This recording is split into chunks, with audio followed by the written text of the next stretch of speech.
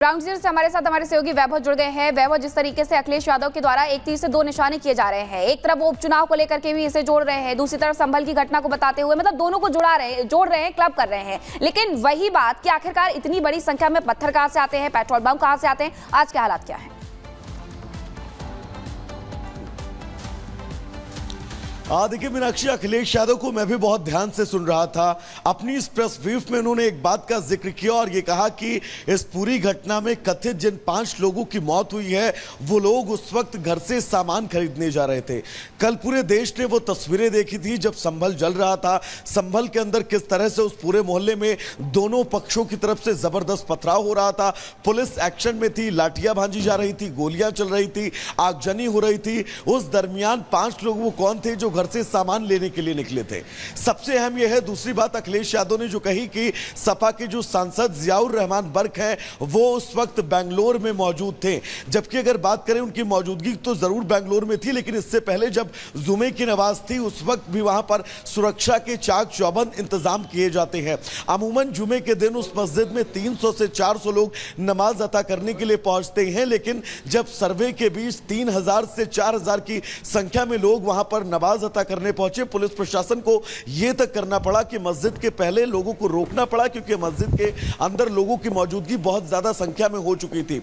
जब जियाउर रहमान बर्क बाहर आते हैं मीडिया से, वो एक बात कहते हैं और वो ये कहते हुए नजर आते हैं कि यहां पर उनके शब्द को मैं कोट करूंगा कि इंशाअल्लाह ताला यहां पर मस्जिद थी, मस्जिद है और कयामत तक मस्जिद ही रहेगी। उसके ठीक 2 दिन बाद सर्वे, और सर्वे के बीच कैसी तस्वीरें, कैसी स्थितियां सामने आई थी। और यही वजह है कि उनके खिलाफ भी एफआईआर दर्ज की गई है, उनके विधायक बेटे के खिलाफ भी एफआईआर दर्ज की गई है और हिंसा भड़काए जाने के मामले में इन लोगों पर जो है वो मुकदमा दर्ज किया गया है। मुकदमा दर्ज कर लिया गया है, एक्शन प्रशासन के द्वारा लिया जा रहा है। और संभल में जो हुआ वो हमने देखा कि बीते दिन क्या कुछ होता और उसके बाद आज ताबड़तोड़ तरीके से प्रशासनिक अमला एक्शन लेता हुआ नजर आ रहा है, कार्रवाई करता हुआ नजर आ रहा है। इस पर जामा मस्जिद कमेटी के चीफ जफर अली का क्या कुछ कहना है संभल हिंसा को लेकर, जो बीते दिन हुआ उसको लेकर, सुनिए सरा।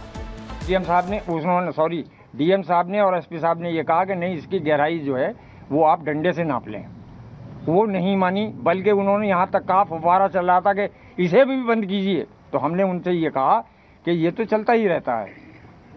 अच्छा सदर साहब, जैसे आपने अनाउंस किया था, आपके पक्ष की जो भीड़ थी आपके समझा, और आप सम्मानीय व्यक्ति हैं, आपने अनाउंस किया कि सर्वे पूरा हो गया है और अब कोई बात नहीं है, कहा था, सब मस्जिद से अनाउंस हुआ था, तो फिर ये भीड़ क्यों नहीं मानी? आपके समझाए को भीड़ इसलिए नहीं मानी कि भीड़ ये समझ रही थी कि अंदर खुदाई चल रही है, अंदर खुदाई चल रही है। उन्हें कोई समझाने वाला नहीं था। मैंने ही अनाउंस करके उनसे शांति बनाए रखने की अपील की है। उनसे ये कहा कि आप लोग अपने अपने घरों को जाएं, किसी तरह का कोई लड़ाई झगड़ा शोर शराबा न करें। ये मेरे अनाउंसमेंट की रिकॉर्डिंग सबके पास है।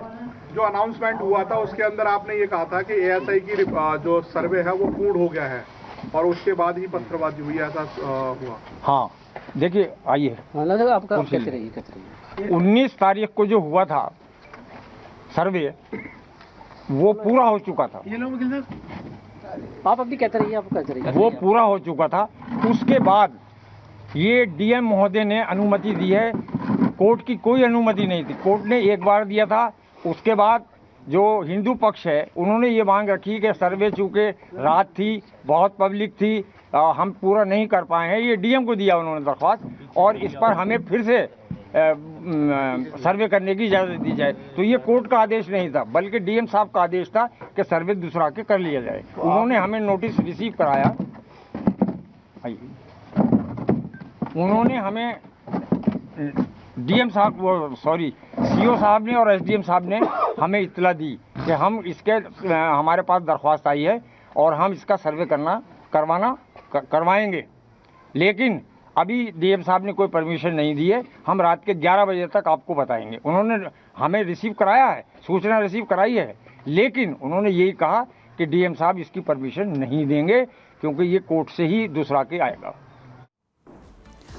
तो शाही जामा मस्जिद के जो प्रमुख हैं, आप उन्हें सुन रहे थे, जफर अली, जिनका ये कहना है कि उनकी तरफ से अनाउंसमेंट की गई थी कि लोग घर से बाहर ना निकले और वहां से लौट जाए, लेकिन ऐसा होता नहीं है। जहां पर हिंसा हुई थी अब पुलिस वहां पेट्रोलिंग कर रही है। सुरक्षा व्यवस्था, सुरक्षा घेरा बेहद सख्त है। क्या है वहां पर ग्राउंड जीरो पर, हमारे सहयोगी वैभव की इस रिपोर्ट में देखिए। वक्त संभल में जामा मस्जिद के ठीक पीछे वाले उसी इलाके में खड़े हैं जहां पर तकरीबन 2 से 3 घंटे तक लगातार पथराव, हिंसा और उपद्रव हुआ। आज की यहां पर स्थिति क्या है, अगर इसकी तस्वीर हम आपको दिखाएं तो आप देख सकते हैं पुलिस प्रशासन का कड़ा पहरा है। यहां पर पुलिस और प्रशासन के तमाम यहां पर अधिकारी जो है वो इस वक्त आपको नजर आ रहे होंगे और लगातार यहां पर इस पूरे इलाके में फ्लैग मार्च किया जा रहा है और कोशिश यही है कि संभल के अंदर शांति व्यवस्था जो है उसको बरकरार रखा जाए। साथ ही आप इस स्पॉट पर भी देख सकते हैं पुलिस प्रशासन की बड़ी मात्रा में यहां पर मुस्तैदी की गई है। पुलिस के जवानों की इस वक्त आपको यहां पर तैनाती नजर आ रही है और ये वही स्पॉट है जिस जगह पर कल सबसे ज्यादा उपद्रव हुआ। लेकिन अब इस पूरे इलाके में शांति व्यवस्था बहाली को लेकर जो हर प्रयास किए जा रहे हैं, उन प्रयासों की तस्वीर से आप समझ सकते हैं कि यहां पर किस स्तर से अब प्रयास किए जा रहे हैं ताकि जल्द से जल्द संभल के इस इलाके में शांति व्यवस्था बहाल हो सके। मेरे विजय निशांत एक बार अगर आपको सुरक्षा की तस्वीर दाहिने दिखाएंगे तो आप देख सकते हैं वहां पर भी उत्तर प्रदेश पुलिस के जवानों की तैनाती है। यहां पर भी हमारे इस पॉइंट पर भी उत्तर प्रदेश पुलिस के जवानों की तैनाती और लगातार फ्लैग मार्च करती ये पुलिस प्रशासन की गाड़ियां इस बात की तस्दीक कर रही हैं कि जल्द से जल्द संभल में शांति व्यवस्था को बहाल किया जा सके। इसको लेकर जो प्रयास किए जा रहे हैं उन प्रयासों की ये जीवंत तस्वीर है। विजय निशांत के साथ में वैभव मिश्रा, रिपब्लिक भारत, संभल। तो आपने तस्वीर देखी कि किस तरीके से जो पुलिस फोर्स है भारी संख्या में तैनात है। ग्राउंड जीरो से एक एक तस्वीर हम आपको दिखा रहे हैं। रिपब्लिक भारत की टीम लगातार ग्राउंड जीरो पर मौजूद है, चप्पे चप्पे पर हमारी निगरानी है, किस तरह के हालात है आइए एक और रिपोर्ट के जरिए आपको दिखाते हैं। संभल की उसी जामा मस्जिद में मौजूद हैं जिस जामा मस्जिद में यहां पर हरिहर मंदिर होने का दावा किया जा रहा है और इस बीच कल जब कोर्ट कमिश्नर के यहां पर नेतृत्व में सर्वे हो रहा था उस वक्त जिस तरह से आगजनी और उपद्रव हुआ उसकी तस्वीर हर एक हम आपको दिखाएंगे।